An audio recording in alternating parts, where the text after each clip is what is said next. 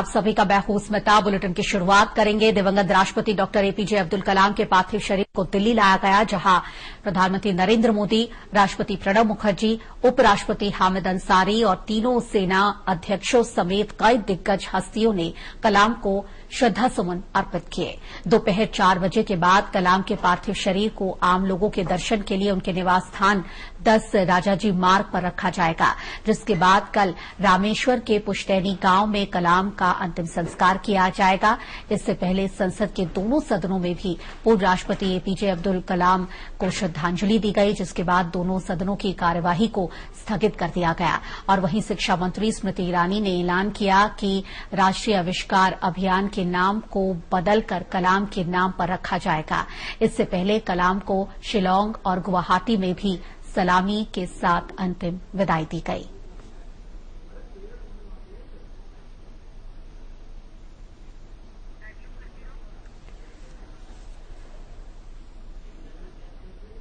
तो देश के सबसे लोकप्रिय राष्ट्रपति और मिसाइल मैन के रूप में लोकप्रिय डॉक्टर एपीजे अब्दुल कलाम के पार्थिव शरीर को दिल्ली लाया गया, जहां प्रधानमंत्री नरेंद्र मोदी, राष्ट्रपति प्रणब मुखर्जी और उपराष्ट्रपति हामिद अंसारी ने उनको श्रद्धासुमन अर्पित किए।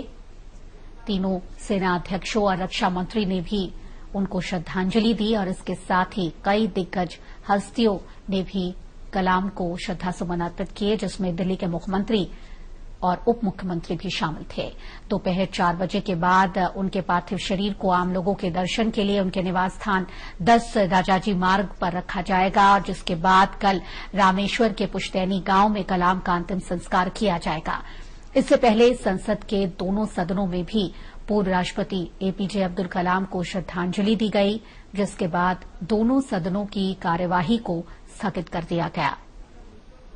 वहीं आपको बता दें कि शिक्षा मंत्री स्मृति ईरानी ने ऐलान किया कि राष्ट्रीय आविष्कार अभियान के नाम को बदलकर कलाम के नाम पर रखा जाएगा। इससे पहले कलाम को शिलांग और गुवाहाटी में भी सलामी के साथ अंतिम विदाई दी गई। नई सोच के सहारे और साहस के सहारे आगे बढ़ने की शिक्षा हमेशा वो युवाओं को देते रहे। युवाओं के साथ उनका लगाव काफी पुराना था, उनका रिश्ता काफी पुराना था। बच्चों से वो खास तौर पर काफी घुल मिल जाते थे। अपने भाषणों में भी बच्चों को वो जोड़ दिया करते थे और बच्चों से हमेशा उन्हें पत्र लिखने के लिए कहा करते थे, और अगर बच्चे पत्र लिखते तो उसका जवाब भी वे अवश्य देते थे।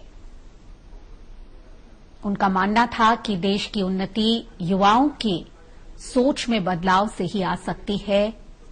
तकनीक और टेक्नोलॉजी कितनी महत्वपूर्ण है हमारे जीवन में, देश की तरक्की के लिए। इस